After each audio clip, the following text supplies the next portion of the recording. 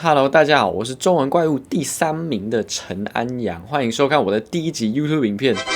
今天这一集呢，我其实想要拍超久了，我还记得我大概去年7月就已经想要拍了，但我不知道，我就不知不觉中混了半年，现在已经2月了，我现在才开始拍，搞不好我终于发布的时候已经3月了 ，I don't know。OK，anyway，为什么我等了这么久呢？其实就是因为这个话题对我来说有点太重要了，你没有办法想象我高中的时候学中文占了我多少时间吗？真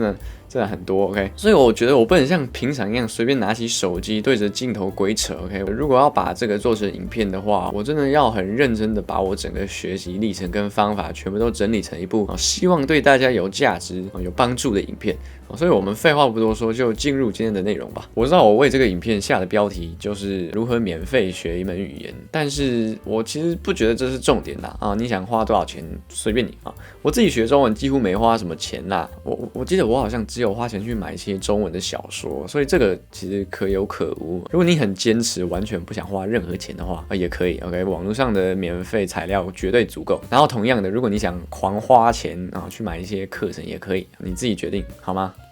我又不是你爸。我学中文呢，主要是用所谓的沉浸式学习法，意思就是说呢，我都是看一些 YouTube 影片啊、小说啊，还有听 Podcast 学中文的。我学的所有的文法啊、单字啊，都是在这些东西里面看到的，然后从中学到的。所以我接下来就想分享如何用这个方法去有效率的学一个语言。那为什么我会建议你用这个方法呢？我们哪来的美国时间，对不对？你如果纯粹是用课本，这个真的会很无聊。所以你其实要依靠内在的动力继续学，你要很自律才能学得好。但是如果你想要轻轻松松就花一堆时间去学的话，然后不觉得累，我真的会大推沉浸学习法。当你在用你喜欢看的东西去学一个你想要学的语言的时候，你真的会愿意花更多时间去学它。因为我个人呢，其实都是在通勤啊、折衣服、洗衣服、洗碗的时候就听中文的 podcast 什么的。然后，但我想要放松，我不会看什么英文的剧情，好吗？我都会看中文的剧情。然后这个也不会太累因为我本来就喜欢学嘛。那还有另外一件事情我想要提到，就是说呢，虽然我在教大家要怎么免费学一门语言，但我的意思不是说报课程没有用，而是说我觉得课程最适合用在当你想要对于你的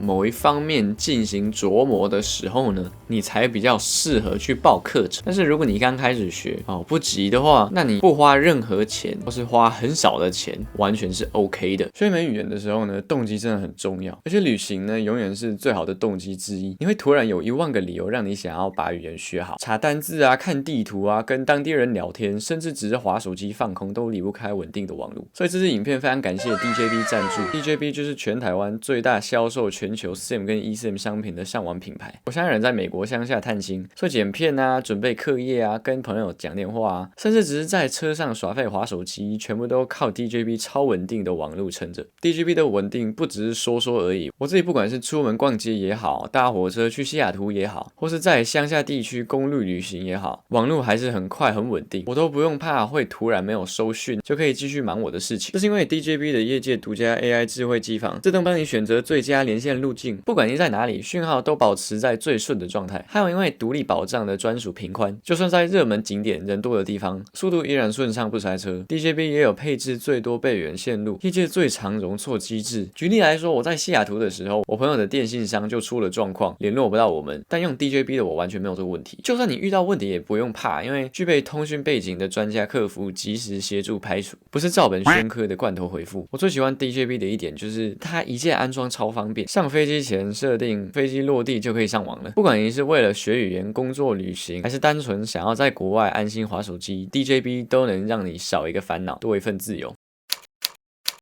刚开始学习一门语言的时候呢，最重要的目标就是把你的词汇、发音跟文法的基础打好。也就是说初学阶段唯一的目标就是做好准备，能够轻松进入中级阶段，开始直接用母语者会看的内容来当做你的主要学习材料。入门阶段要特别注意3件事：在接触母语内容之前，你必须先背大量的单字，还要对文法有基本的了解，才能进入下一个阶段。如果你选的方法效率太太低的话，你会一直没办法进步，然后最后很可能就会放弃。然后其实我觉得这个阶段也是最无聊的阶段，你大概只能用死背的方式把基础打好。如果你在这个阶段拖太久的话呢，你很有可能会失去对这门语言的新鲜感跟热情，然后因此就放弃。要避免养成坏习惯。其实我刚开始学中文的时候，几乎没有练过口说或写作。在这个阶段，你说出来的几乎每一句话，通常都会有一堆毛病跟错误，而且一旦讲久了，就很容易变成很难改掉的坏习惯。当然，你偶尔讲一下是没问题的，但我还是会建议你不要花太多时间练。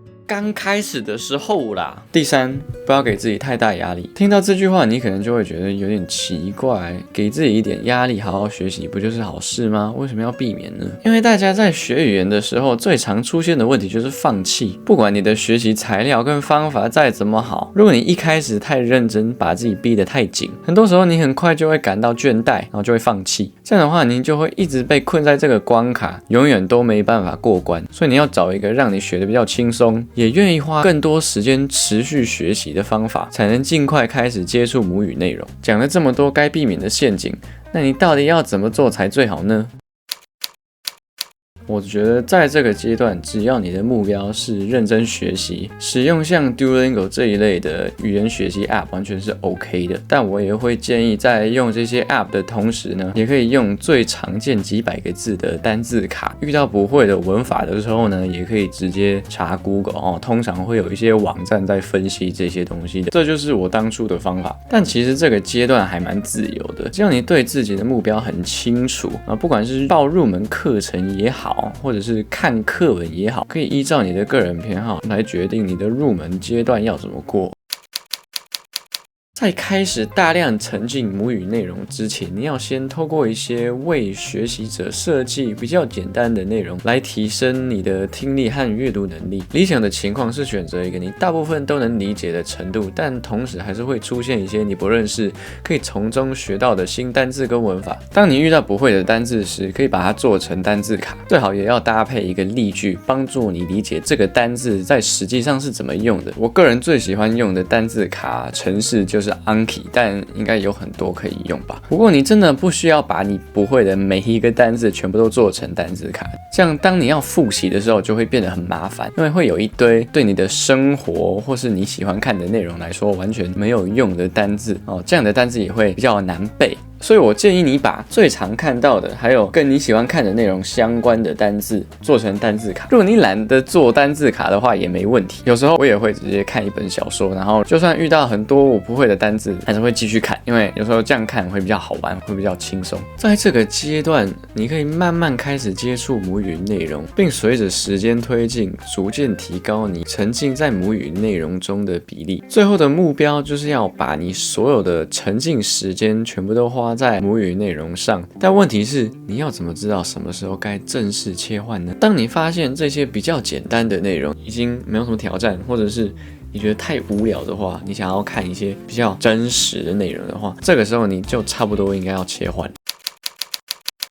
选择要看什么内容的时候呢，理想上你应该要选择那种你能理解大概 95% 的内容，也就是说每一句话里面大概只有一个你不会的单字，其他你都会。而且这个单字你理论上可以从上下文推测出意思。一开始最适合用来沉浸的内容就是那种比较日常的，像情境喜剧啊，或是那种闲聊 podcast。稍微讲一下，当你在看这些内容的时候呢，你千万不要开中文的字幕，这样你沉浸就完全没有意义了。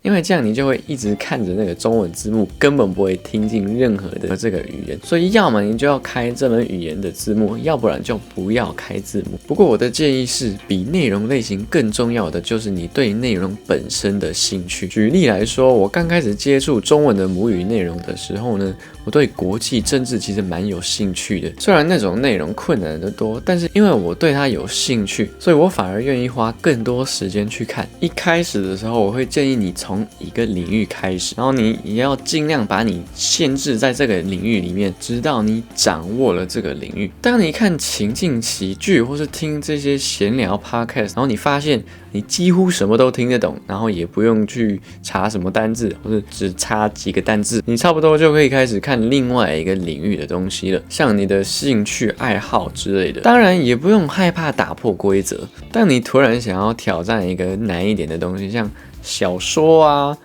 更长的 podcast 啊什么的，我觉得完全没有问题。这样你不要因为很多东西你都听不懂啊，或是要很常查字典就感到挫折，或是甚至接受你第一次看不一定会看得懂这件事情就好。保持好奇心呢，才是你愿意长时间投入学习的关键。也正是因为这样，我才能在高中课业繁忙的情况之下，还是把中文学起来。那到底什么时候才要开始练口说呢？其实很多人都会建议说啊，你应该要等到你几乎什么都听得懂再去开始练口说。但我个人会觉得，其实不用那么的严格。我讲过了很多次，就是学语言一定要有趣才学得下去，因为学语言这条路真的很漫长。所以如果你是一个很爱社交的人的话，那你应该不用等那么久吧？你这样子学下去，可能就会觉得很无聊。所以当你已经打好了你的基础，我觉得你可以开始偶尔练一下，然后你就可以慢慢的增加你练口说的时间跟频率。但我觉得对于大部分不住在当地的人来说，当你发现你看得懂大部分的内容的时候，你差不多就可以开始积极的找一些练口说的对象了。当然理想的状况就是你已经掌握了大部分的句型跟文法再去开始练口说，然后你需要一个人来帮你纠正一些不太自然的说法，因为如果你是几乎什么都讲不出来的话，对方可能会听得有点痛苦，而且他也不可能把你讲出来的所有的错误全部都帮你纠正。那我们今天这一集呢就到这边哦。如果你喜欢今天的影片的话，希望我拍更多类似影片，欢迎在留言区留言告诉我。那如果你想要追踪我的其他社群平台的话，我的 IG 在这里。好，谢谢收看，再会。